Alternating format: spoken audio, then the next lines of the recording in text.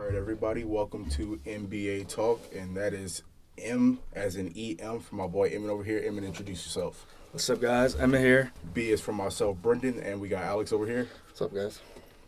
All right, and today we are going to be talking about this coming up week's playoff matchups. Alex, what we got? Today, our first game is the number 7 Pelicans against the number 8 Lakers, the first NBA playing game of the season. The Lakers are 3-1 against the Pelicans this year. The Lakers also beat the Pelicans in the last game of the season to get that number 8 seed and push the Suns to the number 6 seed. And LeBron is undefeated in these playing games. How do you feel about this? Well, as a Lakers fan, I am looking forward to this game, especially due to the in-season tournament. And I feel like Zion's going to have something to prove after that 40-point blowout the Lakers gave them. So I think it should be a good matchup, but I think the Lakers will come out on top. Yeah, as for me, I think the combination of LeBron and AD, of course, they got the star power, I think, a little more than the Pels. LeBron's going to do his thing. It's playoff time. He's been heating up. Anthony Davis, a lot of rim protection. He's going to provide a lot of rim protection. I think he's going to give the Pelicans problem with that. Would you think it would be strategical to lose this game and avoid playing the defending champs and play the Thunder, who haven't won a playoff series in 8 years? Or would you just want to win this game and get into the playoffs? I was actually thinking about that last night. After the Lakers kind of got washed last year in that Western Conference Finals, I feel like they would kind of want to avoid them, but I also think their mindset would just be go ahead and get it over with and show that they can beat the Nuggets. So I think they come out tonight and win this one. Yeah, I think you got to go and you got to win the game now. Anything can happen in the NBA. Players are too good. People can get hot too quick. So I also don't think you want to see Steph Curry if the Warriors win against the Kings, which I think they will. You don't want to see Steph Curry, and he is the best shooter of all time. He get hot any second. I think you want to win now. I mean, you're going to have to probably see the Nuggets eventually either way. So I think you'd want to play them now. Try to get them while you're hot. Yeah, I agree. Play them while you're fresh rather than later in the postseason while you're a little more tired. All right, next game is the number 9 Kings versus the number 10 Warriors. The Kings and Warriors split on their season series this year, going 2-2. These teams also faced off last year in the playoffs, where the Warriors won in 7. Where Curry had that 50-point Game 7 performance to seal the deal. The winner of this game will play the loser of the Lakers-Pelicans. Who do you think will win this matchup tonight? Due to the history, especially starting last year with the Warriors-Kings, I feel like it's going to be a heated matchup, especially with Draymond and Domantas Sabonis. But even though I don't think the Kings are bad this year, I just don't think they're as hot as they were last year, especially players like Keegan Murray. And like Emmett was just saying, you got the best shooter in the world, so I think the Warriors come out on top.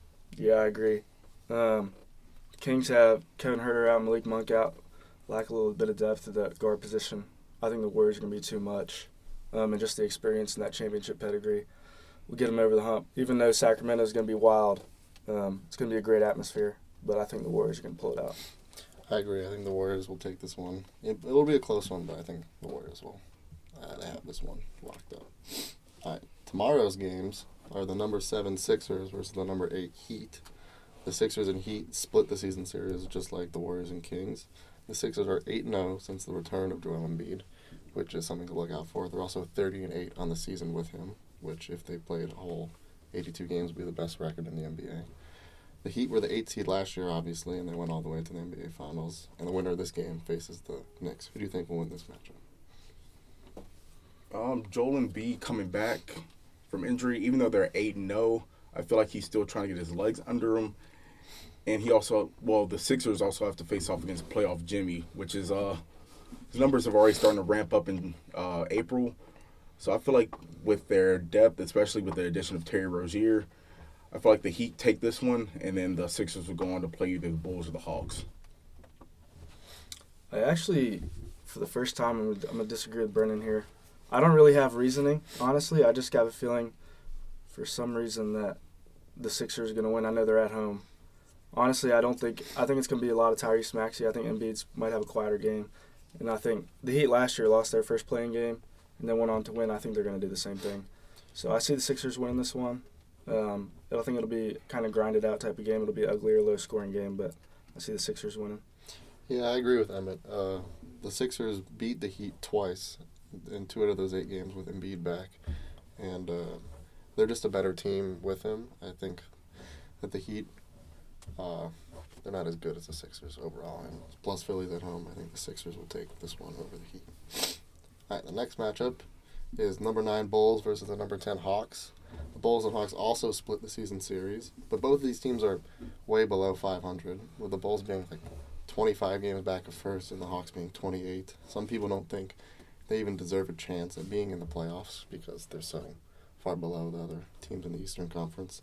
The Hawks were the 7th seed last year and took Boston to 6, and they also split the season series with Boston, who they would play if they won back-to-back games. No 10 seed has ever made it to the playoffs. Just another interesting fact. But the winner of this game will play the loser of the Sixers Heat. Who do you think will win this matchup? I feel like for the only reason would be that Trae Young's just coming back, and many people didn't even see why they were bringing him back because they really don't think the Hawks are playing for much. So for that fact alone, with him still trying to recover and get his legs under him, I say the Bulls take this one. Yeah, I agree. I see the Bulls winning at home. DeMar DeRozan, I think he'll just get his, and I think the Bulls have not much more experience, but I just see them finding a way to win. The Hawks roster should be better than it is, but at the same time, Trae Young, we've seen him get hot in the playoffs, so I don't see it for the Hawks this time, but Trae could get hot, and they could be a really dangerous team on the offensive side of the ball, but I think the Bulls overall just more consistent, and I think they'll find a way to win. Yeah, I agree. I also think the Bulls will win. But I don't really think the winner of this game is going to beat the loser of the Sixers Heat. So Yeah. I think it's a pretty insignificant game in the grand scheme of things. All right, now moving into the locked-in playoff matchups. We have the number 3 Bucks versus the number 6 Pacers. The Pacers dominated the Bucks in the regular season, winning 4 out of the 5 games. The Bucks have also been terrible since firing Adrian Griffin when they were 30-8. They're now 19-25 without him. Giannis' health. He missed the last 3 games in the regular season, and the Pacers have kind of been an up-and-down team with a high-power offense all season. Who do you think is going to win this matchup? As you just said, the Pacers' high-powered offense against the Bucks' struggling defense. I know you got Damian Lillard in the playoffs and Dame time, but due to their lack of defense and the Tyrese Halliburton powered offense, say the Pacers take this one, actually. How many games? 6. Pacers in 6. I'm gonna lean with the Bucks. I know Doc Rivers has been absolutely terrible for them, but I do think Giannis will find a way to put his team on the back. After what happened last year, losing in the first round to the Heat, I think he's got a chip on his shoulder. I see the Bucks win this. I think this series goes to 7. I'm excited to watch Halliburton in the playoffs, though. He's going to be electric, and I'm excited to see if Damian Lillard can get going after he's been inconsistent this year, and it's been disappointing for Milwaukee. But I do think just their star power will get them through this series. But I do think Halliburton's going to have a big series, and they're going to go 7 games. Yeah, I agree. I'd like to lean Bucks. Giannis' health is pretty important, obviously. There's real doubt that he won't play in Game 1, so we'll see what happens there. I think the Pacers' inexperience could be the reason they lose this series, but I think there will be fun, interesting games. I also think the Bucks will win in 7, like a tight 7-game series. All right, the next Eastern Conference matchup is the number 4 Cavs versus the number 5 Magic. The Cavs and Magic split the season series 2-2. This is the first playoff appearance since the bubble for the Magic, and they haven't won a playoff series in over a decade, which is something to look out for. The Cavs are also looking to bounce back after losing to the Knicks in the first round of the playoffs last year. They're looking for their first playoff series win without LeBron since the 90s. Who do you think is going to win this matchup? Actually, the Magic have been a surprise for me this year. Saw a few weeks ago, I think they were in the 3 seed. They did slide a couple spots, but I just was surprised they were that high at all. You got Paolo Banchero averaging 22.5 points, but I just think the star power of the Cavs will overpower that, especially with Donovan Mitchell, who has already shown he can go for crazy numbers like 60 and 70. So I think that one star that the Cavs have and other additions like Jared Allen will put them over the top. Yeah, I see the Cavs winning this one as well. I think the Magic are a little bit like the Kings last year, kind of a underdog team who's completely overperforming, but their away record is 18-23, and I just see the Cavs more experienced taking this series in 6 games. Yeah, I think on paper the Cavs should win this matchup, and it shouldn't be close, but the Cavs always make games interesting. I do think they'll win this series, though, because the Magic have 0 playoff experience as a team. So it'll be a good matchup, though. I think it'll be fun couple games. All right, moving on to the West, we have the number 3 T-Wolves versus the number 6 Suns. The Suns swept the Timberwolves this year in the series, being 3-0. The Suns also beat the Timberwolves in the last game of the season to get that 6th seed. Suns had a tough final stretch of games, but they actually started heating up, finishing 7-3. For the Timberwolves, Karl-Anthony Towns returned from injury a couple games ago, and the T-Wolves are looking for their first playoff series win in over 2 decades, while the Suns are looking to get back to the finals. Who do you have in this matchup? Cat's been in and out of the lineup. Anthony Edwards has had a pretty good season. But when you have Devin Booker, Kevin Durant, and Bradley Beal together, no matter how good or bad the defense is, they're going to find a way to outscore the other team, I think. So I think the Suns find a way to pull this one off, but I think it's going to be a long series, and I can see this one going to 7. I'm actually going to go with the T-Wolves. I like their defense. Obviously, the Suns, they have some great scorers, and they're going to be making a lot of tough shots. But I think overall the T-Wolves have just played better together, and I just see them pulling this out, even though they got a younger team, or Ant's younger at least, a young superstar. But I love their rim protection. I'm going to lean T-Wolves.